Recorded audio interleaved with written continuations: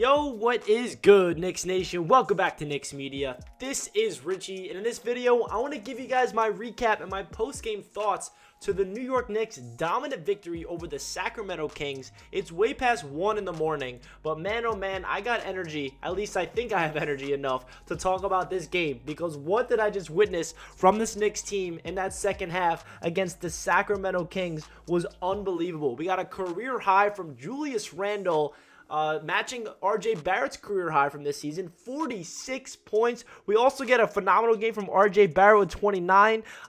Immanuel Quickley off the bench. This entire team exploded. The first half was a terrible performance from the New York Knicks. It looked like we had no energy. It looked like we just were lethargic on a back-to-back after beating the Clippers last night. It seemed like, all right, this is just not our night. We just cannot get a back-to-back victory for the life of us. But nope, all of a sudden the third quarter starts, and the New York Knicks, what do? They scored 44 points as a team in the third quarter, and then they scored 39 points in the fourth quarter to finish off beating the Sacramento Kings 131 to 115. Now, this victory could propel the Knicks to go on a little run here at the end of the season. You never know. Now, what is there to play for? I'm not going to really get into that in this video because I feel like the play-in tournament is not really in reach for the New York Knicks. I just feel like this is a really good victory for the New York Knicks going up against a young, pesky Sacramento Kings team, and I'm just happy to see Julius Randle really ball out. I feel like this was his coming out party, and next game, he's going home to Dallas, and we all know what happens when Julius Randle goes to Dallas and faces the Mavericks in his hometown, so I'm expecting Julius Randle to have another great game. But man, oh man, was Randle possessed in this one. Julius Randle just absolutely took over. I think he scored 17 points in the third quarter alone, and then I don't even know how much he finished with in the fourth quarter, but Julius Randle, 46 points, 10 rebounds, 2 dimes, 18 of 31 from the field, and a career high 8 3-pointers made. 8 of 16, and a block and a steal with a plus-minus of a plus 18. Julius Randle deserves a lot of credit from tonight. We all saw what happened on Twitter with Kendra Randle, which is Julius Randle's wife. I don't know if you guys saw that. I'm not going to get deep into it, but long story short, KP from Knicks Fan TV, we all know him, the best Knicks YouTuber in the media. He said something about Russell Westbrook's wife because she was going off about, this, and then KP was defending him, saying a really good thing, and then Kendra Randle went off on KP, which I was pretty shocked about. KP is the last person you can ever go about. He only sticks to basketball. The best Knicks guy in the media. I think we can all agree about that. So then Julius Randle goes out there and drops a career high after that whole scandal on Twitter, which was pretty funny.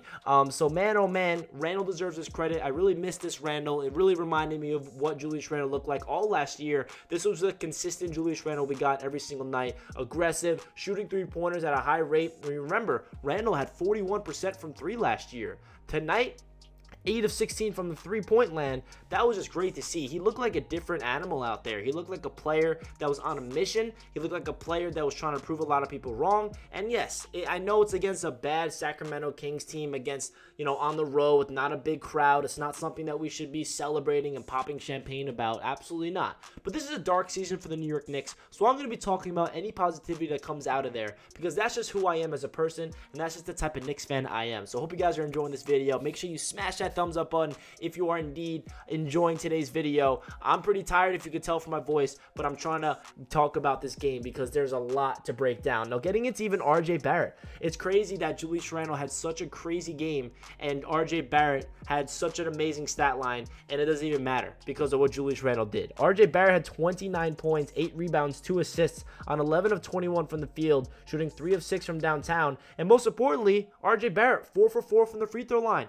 Last night against the Clippers, he was 7 of 7 from the free throw line. So RJ Barrett has hit 11 free throws in a row, which is a really good sign for RJ Barrett, because we all know that the last thing to RJ Barrett's game that he's missing is hitting those free throws at an efficient clip. So shout out to RJ Barrett, attacking the rim with vengeance, knowing what to do with the basketball, making the right rim reads, and I feel like his playmaking is taking a big time step. I mean, 6 assists, that is something that RJ Barrett is shown throughout the season. Not only is he becoming the #1 option on this team scoring-wise, but his playmaking ability, throwing up the lobs, dishing it down low, kicking it outside. I feel like RJ Barrett is developing into a star before our very eyes. And then the next player I want to talk about is my guy, Immanuel Quickley. Is proving everybody who counted him out wrong every single game for the past couple of weeks. 27 points for IQ off the bench with 6 rebounds, 4 assists, 7 of 10 from the field. 3 of 5 from downtown, and 10 of 11 from the free throw line. This is Immanuel Quickley. I knew last year was not a fluke for IQ. His rookie season, I knew he was a special player. He started off the year slow, sophomore slumped. He was relying on his floaters too much, not hitting his three-pointers, but all of a sudden he becomes the confident Immanuel Quickley that I fell in love with as a rookie, and he's proving to be a big piece to this New York Knicks team for the future. I don't understand why a lot of Knicks fans are still not, supporting Immanuel Quickley. Some of you guys are saying like, yeah, he doesn't play winning basketball, he dribbles the ball too much, he ices players out.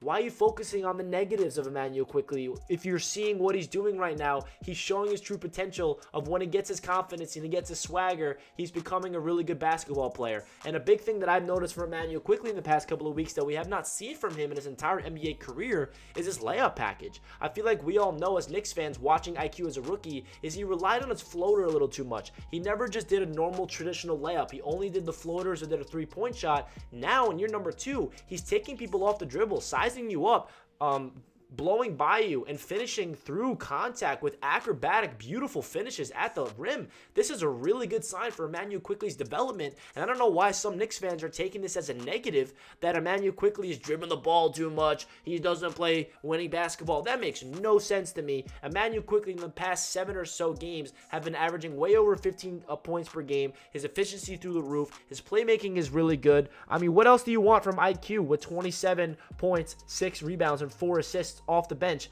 in 31 minutes? I mean, IQ is doing everything you'd want. Shout out to IQ. You're my guy. I'll defend you to the end, no doubt. Deuce McBride getting minutes off the bench, 20 minutes of action, only 2 points, only shot the ball 2 times, but you already know he has a plus-minus of a +8.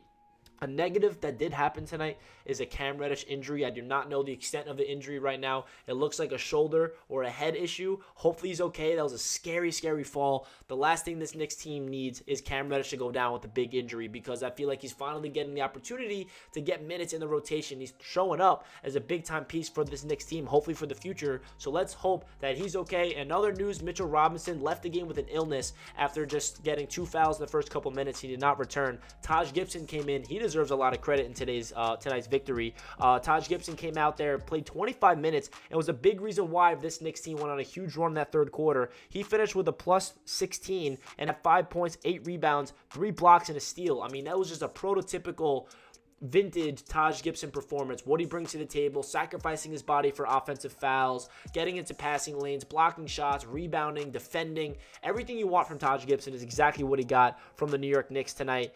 And man, oh man, was this a crazy, crazy game for the New York Knicks, especially headlined by Julius Randle, 46 points. Let's hope that he can finish off the season strong. I'm rooting for Julius Randle to really find his rhythm, find his confidence, and show that he can go into next season with this type of energy. Obviously, this season has not been good for Julius Randle. We all understand that, and the summer is going to be a lot of decisions to be made in the front office. I know some Knicks fans are going to say, I don't care what Julius Randle did in this game. Trade him in the summer. I'm over him. Hey, I'm living in the present, and I'm enjoying this Julius Randle masterclass. A career-high 46 points, a career-high 8 three-pointers made. That was awesome to watch. He just took over the game, hitting shots where you're just like, whoa, he is scorching hot. It was good to see Julius Randle be back to his old ways, and of course, RJ Barrett doing what he does best with 29 points with ease. This man is the youngest player in the Knicks and is consistently doing great things. 6 straight games with 20-plus points for RJ Barrett, the first time in his career. He is getting consistent, and Immanuel Quickley is getting consistent as well. Everything's trending in the right direction for the New York Knicks. I'm curious to see what happens for the rest of the season, but if you're new to the channel, make sure you subscribe, because I'll be covering the Knicks for the rest of the season to see what's going to happen, and of course carrying over into the offseason where everything gets crazy in free agency and the trades and the draft. Make sure you guys subscribe if you're new, and don't forget to like the video if you guys enjoyed, and also comment down below your thoughts about this game for the New York Knicks. If you're taking it as a positive, or some of you guys upset, I want to tank, I want to lose for a better draft pick. That's not my mindset as a Knicks fan. I root for my team to win, but I understand the whole, better draft pick mindset. But hey, that's the last thing on my mindset right now. I want my Knicks team to win some ball games and play good basketball, and that's what we got tonight. Leave a comment down below your thoughts of the video and of the game. I appreciate all the support, guys, and let's go Knicks. Peace.